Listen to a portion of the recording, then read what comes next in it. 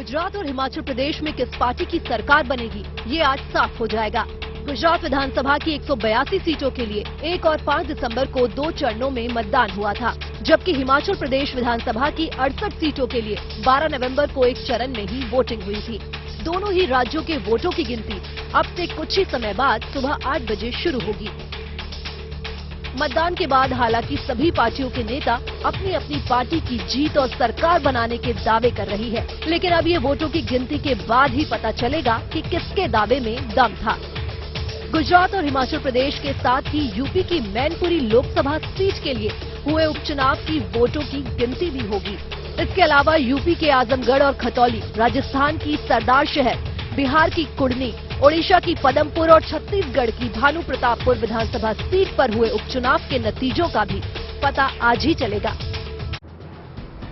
दिल्ली के एमसीडी चुनावों में आम आदमी पार्टी का डंका बज चुका है। एमसीडी चुनावों के नतीजे में पार्टी को बहुमत मिला है, जबकि 15 सालों के बाद बीजेपी सत्ता से बेदखल हो गई है।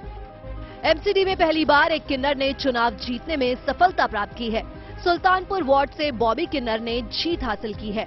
जिन्होंने मेरे लिए इतनी मेहनत की, जिन लोगों ने, जो मेरे भाई बने थे, जितने भी जिन्होंने मेहनत की, मेरे कार्यकर्ता मेरे भाई थे, जिन्होंने भी इतनी मेहनत, जब सभी का हाथ जोड़ के बहुत बहुत धन्यवाद। आम आदमी पार्टी की सबसे कम उम्र की प्रत्याशी शिवानी को भी रोहतास नगर से जीत मिली है। शिवानी केवल 24 साल की हैं और जीत के बाद महिला सशक्तिकरण को बढ़ावा देने की बात कर रही हैं।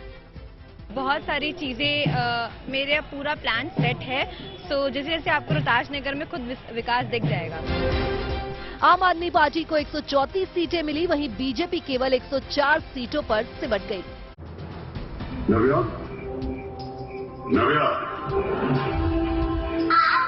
ये महज तस्वीरें नहीं हैं, ये संकल्प है सफलता के शिखर को छूने का। ये जिद है आसमां से परे, सितारों से दूर, अनंत ब्रह्मांड में झांककर कुछ नया खोजने की, हर बार इंसानी दुनिया को नई हकीकत से रूबरू कराने की। विज्ञान के क्षेत्र में ये भारत की उड़ान का खूबसूरत चित्रण है।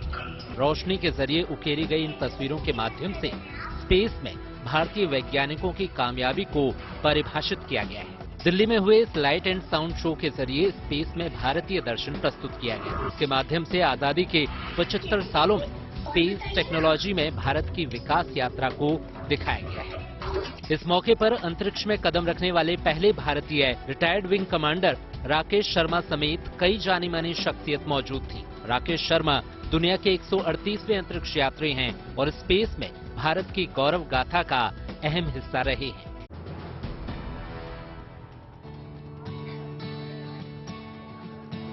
एक जैसे दो दूल्हे, एक जैसी दो दुल्हन, कपड़ों से लेकर चेहरे तक सब कुछ एक जैसा, और एक ही साथ हो गई दो दूल्हा दुल्हन की जोड़ी की शादी। पश्चिम बंगाल के बर्दवान में जुड़वा भाई और जुड़वा बहनों की 5 दिसंबर को कुरमून गांव में हुई शादी चर्चा का विषय बनी हुई है।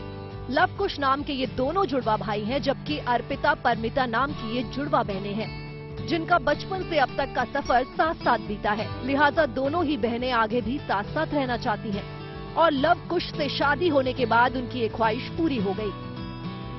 उधर एक ही कंपनी में काम कर रहे लव और कुश दोनों भाइयों को शादी के लिए जुड़वा बहनों की तलाश थी, जो इन दोनों जुड़वा बहनों के मिलने से पूरी हो गई। अर्पिता परमिता का जैसे ही रिश्ता आया, लवकुश का परिवार भी चटपट शादी के लिए तैयार हो गया। 1 2 3 4। बिहार के कैमूर जिले के रामगढ़ प्रखंड में रहने वाले धर्मेंद्र का एक अनोखा रिकॉर्ड चर्चा का केंद्र बना हुआ है। धर्मेंद्र ने 1 मिनट में 21 बेल यानी वुड एप्पल को सिर से फोड़ने का रिकॉर्ड बनाया है। त्रिपुरा में आयोजित एक कार्यक्रम में धर्मेंद्र ने ये अनोखा रिकॉर्ड बनाया है। 10 11। धर्मेंद्र त्रिपुरा स्टेट राइफल्स में जवान है और इससे पहले भी कई हैरत अंगेज स्टंट कर चुके हैं। धर्मेंद्र सिंह हेडमैन के रूप में विख्यात हैं और उनकी इस उपलब्धि पर उनके घर वाले बेहद खुश हैं। धर्मेंद्र के नाम अब तक सिर से कच्चे बेल तोड़ने के अलावा सिर से नारियल तोड़ने और दांत से सरिया मोड़ने जैसे कारनामों के 7 विश्व रिकॉर्ड दर्ज हो चुके हैं।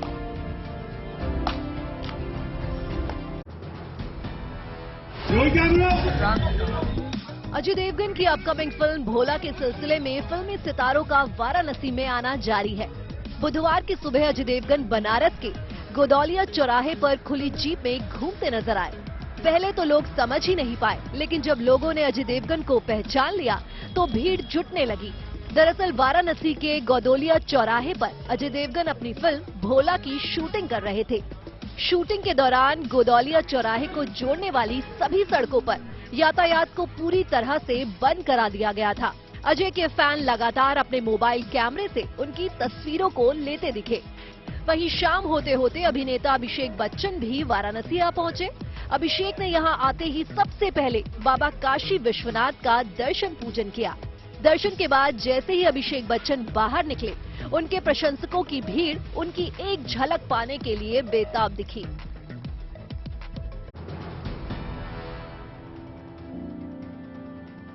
पहाड़ों की रानी शिमला में आइस स्केटिंग का बेसब्री से इंतजार करने वालों के लिए ये अच्छी खबर है, क्योंकि अब उनका इंतजार खत्म होने वाला है।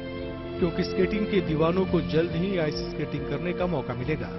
अब यहाँ की स्केटिंग रिंग में बर्फ की हल्की परत देखने को मिल रही है। आइस स्केटिंग रिंग प्रबंधन की तरफ से बर्फ जमाने के लिए सुबह शाम रिंग पे पानी डाला जा रहा है।